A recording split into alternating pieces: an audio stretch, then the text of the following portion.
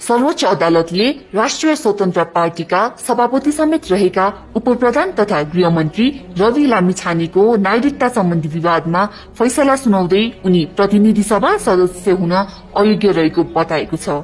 शुक्रबार सर्वोच्च अदालतको संवैधानिक इजलासले उपप्रधान तथा गृहमन्त्री समेत रहेका लामिछानेले अमेरिकी नागरिकता लिएपछि निष्क्रिय भइसकेको नागरिकता पुनः प्राप्तिका लागि प्रक्रिया पूरा नगरेकाले उनी सांसद हुन अयोग्य रहेको फैसला गरेको हो। यो फैसलासँगै लामिछानेको सांसद पद खारेज भएको छ।